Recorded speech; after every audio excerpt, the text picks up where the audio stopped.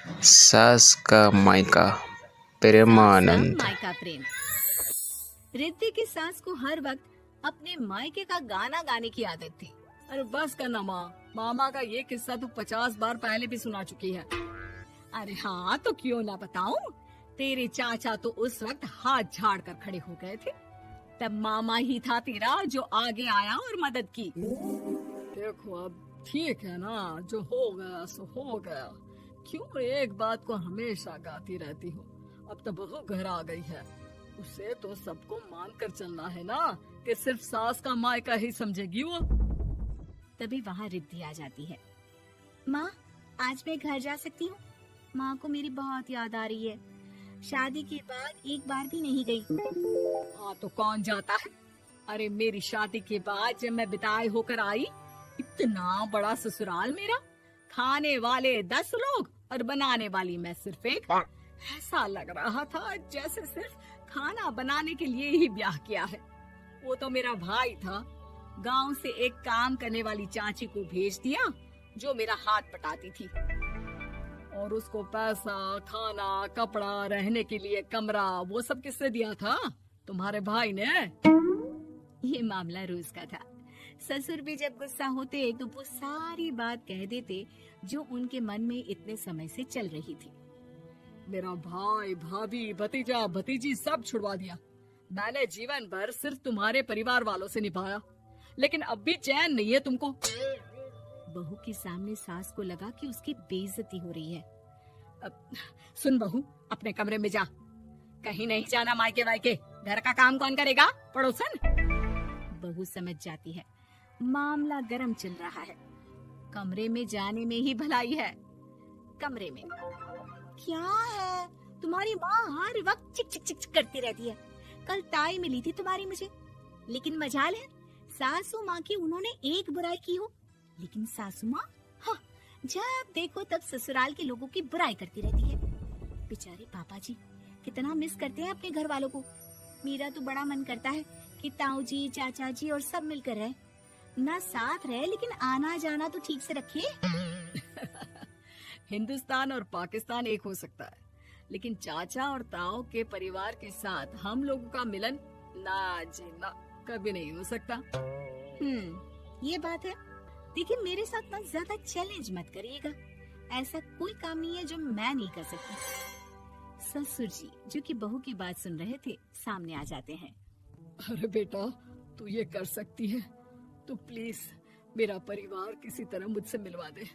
सारी जवानी तो मैंने किसी तरह काट ली, लेकिन जीवन के इस पड़ाव पर बहुत याद आती है मेरे परिवार की। हाँ हाँ पिताजी, आप चिंता मत करिए, बस मेरा साथ देते रहिए आप दोनों। फिर देखिए कैसे माँ जी भी ठीक हो जाएंगी और पूरा परिवार भी एक हो जाएगा। थोड़ी देर बाद बहू सामान लेकर घर से निकल रही होती है कि मना किया था ना तुझे मायके जाने के लिए, फिर क्यों जा रही है? बहू कुछ कहती इससे पहले ही बेटा बोलने लगता है। क्या है माँ, वो घर जा रही है। वैसे भी उसके माता पिता ने मुझे 10 लाख दिए तब जाकर मेरा काम शुरू हो पाया, वरना तूने मेरे लिए किया क्या है? अरे वाह बेटा, बचपन से पढ़ाया लिखाया, तेरे दुख दर्द में जगी, और आज वो लोग तुझे सही लग रहे हैं। और फिर ससुराल में लड़की खुश रहे, ये तो मायके वालों की जीवन भर की जिम्मेदारी रहती है। तो ये तुमको भी तो सोचना था ना। ताऊ जी ने पापा को पढ़ाया लिखाया, जब तुम नहीं आई थी तो पापा के लिए ताई जी ने पापा की माँ की तरह देखभाल की। अब बोलिए।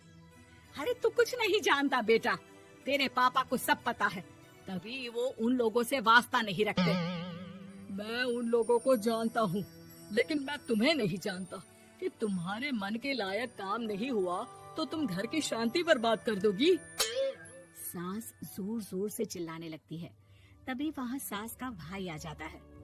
अरे क्यों आप लोग मेरी बहन को परेशान करते रहते हैं? पहले ये जीजा कम थे, जब बहू भी आ गई। बहन, मैंने तो 30 साल पहले ही बोला था, अपना हिस्सा ले और छोड़ इन लोगों को, चल अपने साथ। बहू समझ जाती है कि मामा ससुर की नजर किस पर है। देखा, तुम लोग मुझे अकेला मत समझना, मेरा भाई खड़ा है आज भी मेरे लिए। बहू मायके जाती है और आते वक्त साथ में एक नौकरानी ले आती है। अरे बहू कुछ खाने को दे दे। अरे आंटी, क्यों भाभी को परेशान करती रहती हो? उनके भाई ने मुझे जिम्मेदारी दी है। किसी भी चीज की परेशानी नहीं होनी चाहिए भाभी को। जो चाहिए मुझे बोलने का। आय हाय, बहू के मायके वालों का इतना दखल। ये मेरा घर है, कोई कल का आए इसे पूरा कैप्चर कर ले, ये बर्दाश्त नहीं होगा मुझसे। क्या हो गया सासू माँ? क्यों सुबह सुबह चिल्ला रही हैं? चमेली, ओ चमेली, क्या कहा था मेरे भाई ने तुझे? अरे दीदी बहुत तेज है आपकी सासू माँ। मैंने तो बोला कुछ चाहिए तो मांग लो मुझसे। अरे निकल यहाँ से, घर को रेलवे स्टेशन बना रखा है, जो देखो वो घुमा जा रहा है यहाँ से वहाँ। ये कहीं नहीं जाएगी। ये जाएगी तो घर का काम कौन करेगा? मैं। हाँ, और क्या करती है बहुएं? घर का काम ही तो करती है, इसमें नया क्या है? तभी वहाँ ससुर जी आ जाते हैं। हाँ, तो यही बात तो तुम्हें भी समझनी चाहिए थी ना।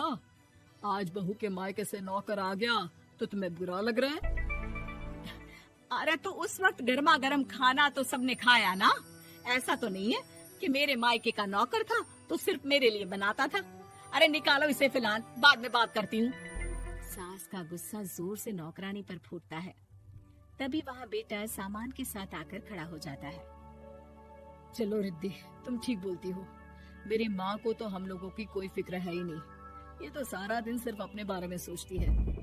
और देखिए, मैं अब से कह रही हूँ कि अब से इस घर की तरफ आपको देखना भी नहीं है। नहीं आना आज के बाद इन लोगों से मिलने।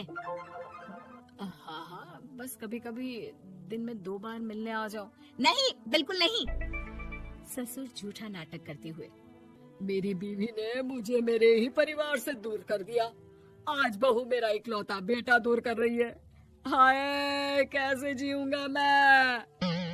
वाह, वो भाई जो आपको बेटे की तरह मानता था, उन्हें छोड़ने में तो दुख नहीं हुआ। आज खुद का बेटा छोड़कर जा रहा है तो कैसे जीऊंगा? बड़े आए। अब सास समझ चुकी थी कि उससे गलती क्या हुई है। मुझे माफ कर दे बहू, अब मेरी समझ में आ गया कि अपनों से दूर कर बीवियां पति का भला नहीं बल्कि उन्हें जीवन में अकेला कर रही है। मुझे माफ कर दे, मैं अब सबसे माफी मांग लूंगी। ससुर जी दूर से बहू को थम्स अप दिखाते हैं।